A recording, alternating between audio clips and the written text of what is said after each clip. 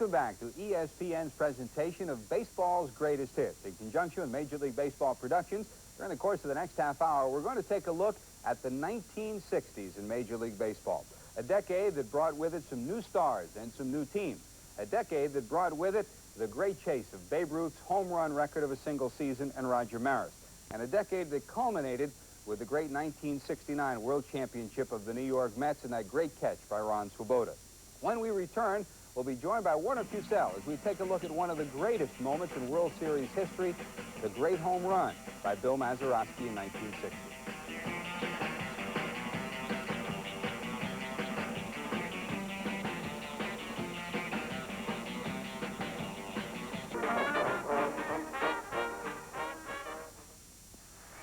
In 1960, attention turned back east to Pittsburgh, where the Pirates had won their first pennant since 1927. That year, the Bucs had been wiped out in 4 straight by the Yankees. Coincidentally, the Yankees were in it again in '60, but this time the Pirates, led by right fielder Roberto Clemente, were in better shape to halt the pinstripe juggernaut. Game 7, Pirate hopes were dim as New York led 7-4 in the 8th.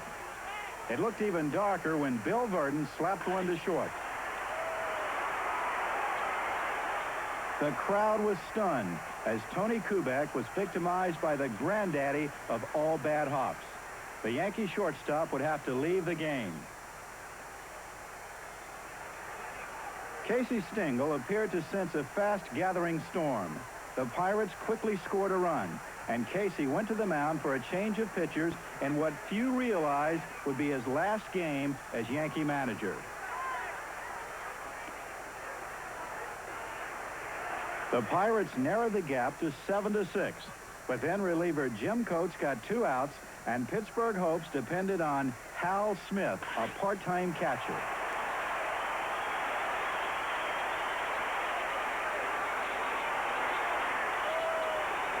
Smith's 3-run shot put Forbes Field in a frenzy as the Pirates took a 9-7 lead with only an inning to go. Hal Smith had played for 5 teams in 10 years, but this year the Pirates were happy to have him on their side.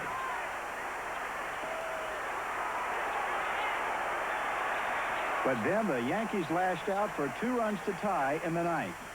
In the bottom of the 9th, the Bucs' first batter was Bill Mazeroski, better known for his glove than his bat. On the mound, Yankee right-hander Ralph Terry.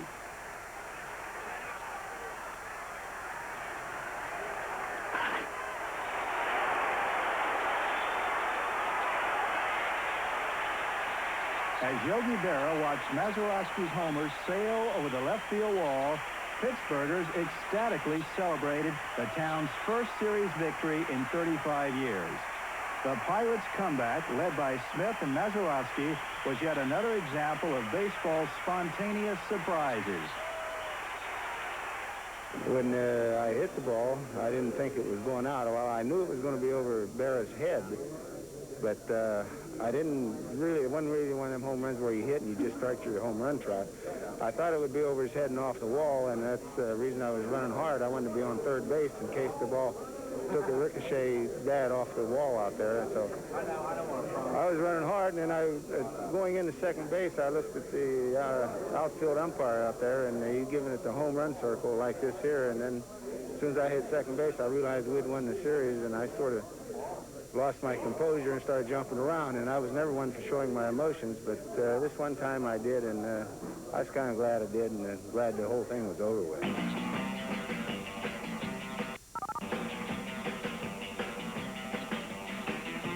The heroics of Ruth and Gehrig were matched by another pair of Yankees. Mickey Mantle, as powerful as ever, still cracking towering home runs.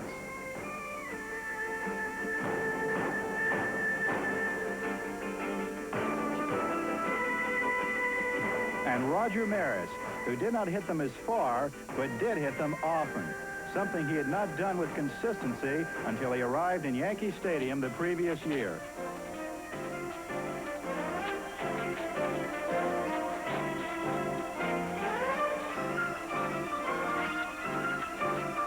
All at once, points, Maris and Mantle were in a spectacular home run race, reminiscent of Ruth and Gehrig in 1927. It was neck and neck until the final weeks when Maris pulled away. Mantle finished with 54, his best ever. Maris reached 59 and didn't stop there. Baltimore's Jack Fisher on the mound.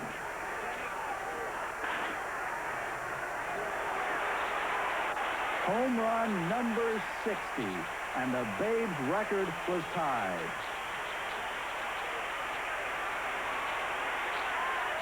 Record-breaking number 61 came off Boston's Tracy Stallard, and baseball's most coveted record now belongs to Roger Maris. We were in together in 1961. We had a good competitive year as far as hitting the home runs. Mickey beat me the year before by one. We were both whittling back and forth. He caught me right at the end. Well, as a matter of fact, he hit 2 home runs off of Chuck Staub in Washington just right at the very end of the season to go one ahead of me. And then, of course, that's the way it ended up, 40-39. And then the following year started out, and we got in the home run race again, and fortunately, I was the one on top this time. A year later, in 1962, Ty Cobb's stolen base record was surpassed by Maury Wills of the Dodgers.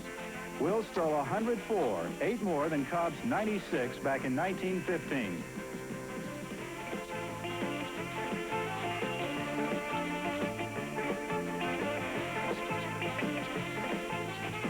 The switch-hitting Dodgers shortstop typified the Los Angeles teams of the early 60s. Speedy, scrappy, and smart.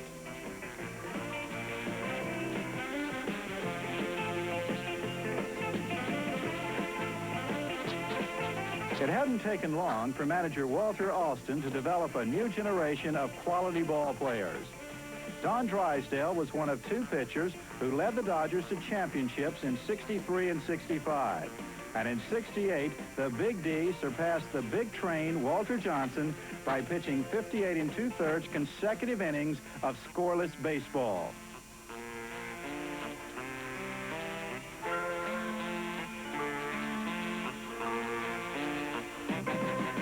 But the pitcher who got most of the attention was Sandy Koufax. There's irony in the fact that Koufax was born and raised in Brooklyn and signed by the Brooklyn Dodgers in 1955, but was ineffective during his years there before rising to stardom in Los Angeles. From 1962 to '66, 5 straight years, Koufax led the league in ERA, won 25 or more 3 times, broke Bob Feller's season strikeout record, hurled 4 no-hitters, including a perfect game, and struck out more batters in a World Series game than any man ever before, all in 5 seasons. Then, in 1966, bothered by severe pain in his throwing arm, Sandy Koufax retired at the age of 30.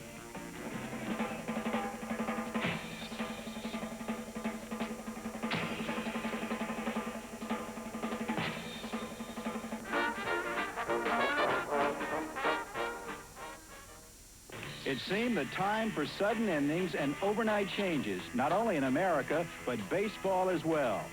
Forbes Field, Old Bush Stadium, Crosley Field, and Connie Mack Stadium went the way of Ebbets Field and the Polo Grounds. Baseball was passing into a new age, but for fans who hated to see the grounds of the past torn apart so quickly, there was at least the consolation of selecting a souvenir.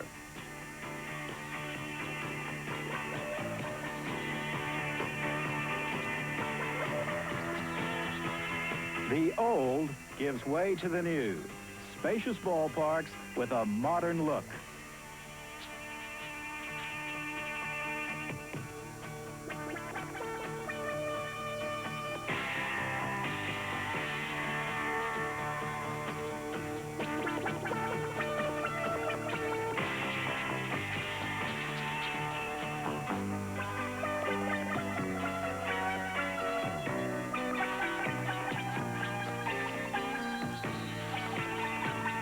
The jet age made expansion possible. In 1965, the Astrodome became the first indoor stadium, and by the end of the decade, baseball became international. In Montreal, even the scoreboards spoke French. But the game was still baseball. And Ernie Banks was still Ernie Banks, the ever-cheerful slugger of the Chicago Cubs. He never fulfilled his dream of taking the Cubs to the World Series, but every day to Ernie was, in his words, a beautiful day to play baseball in beautiful Wrigley Field. And this day was one of them.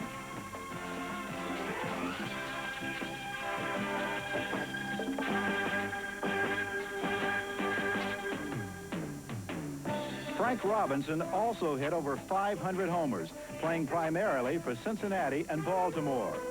And Harmon Killebrew slugged over 500 for Washington and Minnesota.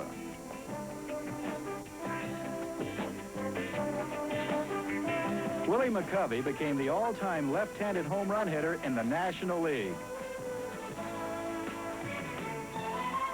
Teammate Willie Mays belted 660 homers in the more than 3,200 hits gathered in his brilliant career.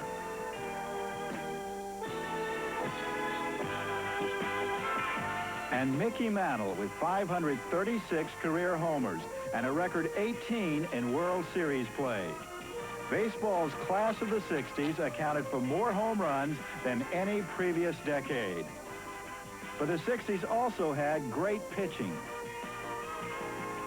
San Francisco's Juan Marichal continued in the Giants' tradition of hurlers Mathewson and Hubble with 6 20-win seasons.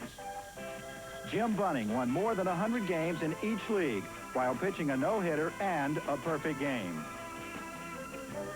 And in 1968, Detroit's Denny McLain accomplished what many thought impossible.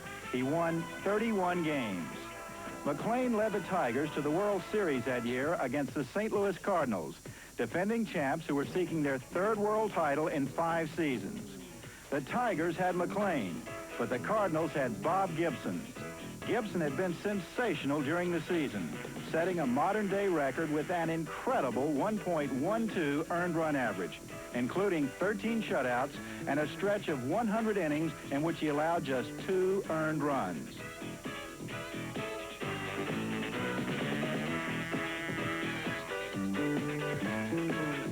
And in the first game of the series, Gibson was at the top of his form. He tied Sandy Koufax's record of most strikeouts in a single series game, 15.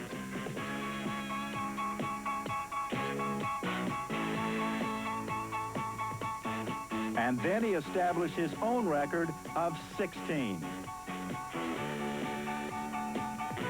And still had 1 out to go. Number 17. Gibson dominated on the mound, while Cardinal speedster Lou Brock dominated everywhere else. Tiger fans may have scoffed, but soon they too were convinced. In this series, Lou Brock had little trouble tying his own record of 7 stolen bases set the previous year. He also tied the World Series record for base hits with 13.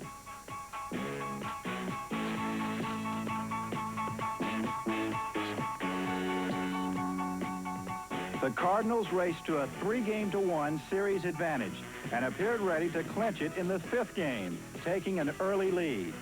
But the 5th inning would feature a key play involving Lou Brock and left fielder Willie Horton.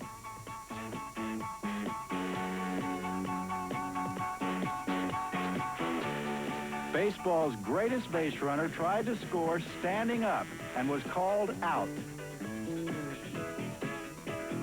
Tiger fans loved it, but the Cardinals couldn't believe it. Suddenly, everything went wrong. The Tigers rallied. Al Kaline, distinguished right fielder and future Hall of Famer, had waited 15 years to play in a World Series, and in the 7th inning singled in the tying and winning runs. The Tigers then won Game 6 behind Denny McLain, but now face the invincible Gibson in Game 7. It's still scoreless in the 7th inning when Jim Northrup lines one to center that gives smooth fielding Curt Flood trouble.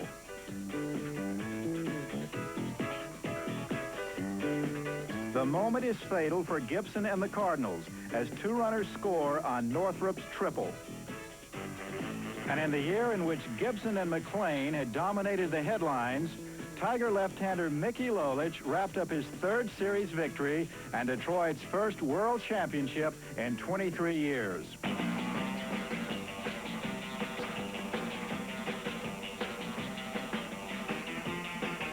Amazing! Amazing! Amazing! Amazing! Amazing! Amazing! Asombrosos! Amazing could only describe the New York Mets.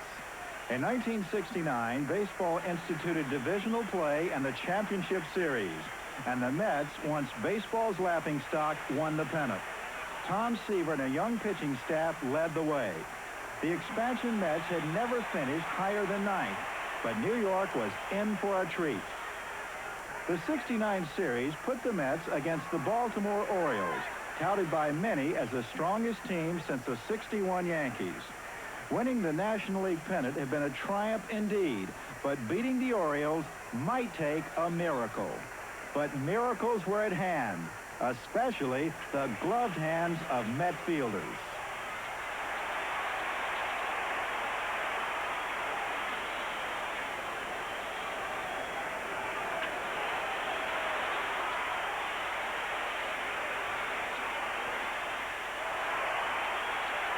With the series tied at a game apiece, Baltimore's Elrod Hendricks bats with 2 men on.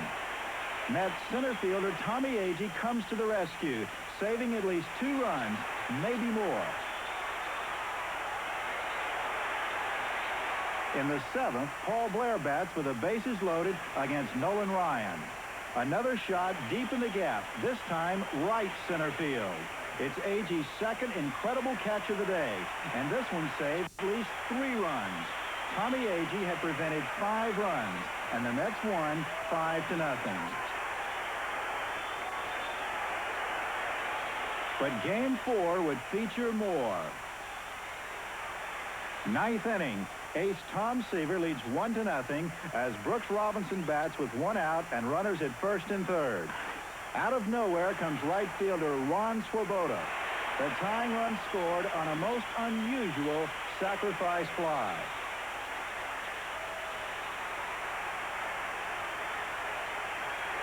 A replay shows again how incredible this grab really was.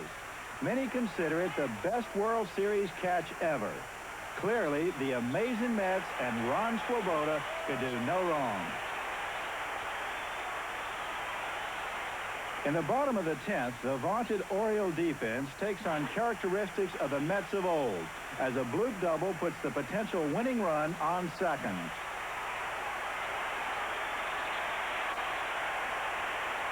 Pinch hitter J.C. Martin is ordered to bunt. Martin runs to first inside the baseline, and the throw hits him, a controversial play. The winning run scores, and the Mets now lead 3-1. All New York is caught up in the fairy tale. In Game 5, Jerry Koosman gave up 3 early runs, but the Mets come back to take a 5-3 lead. And in the 9th, Koosman needs only 1 last out. The amazing Mets are world champions. A miracle, perhaps, but also the product of timely hitting, tight defense, and stingy pitching that held the Orioles to a 146 team batting average. A great win for the New York Mets and manager Gil Hodges. Little did we know back at that time that the man who made the final out of the 1969 World Series for the Orioles would later become a manager for the Mets in the 1980s. For all of us at ESPN, we hope you've enjoyed this presentation of baseball's greatest hits, the 1960s, with footage provided by Major League Baseball Productions. For Warner Cusell, I'm George Grant. Thanks for joining us on Baseball's Greatest Hits.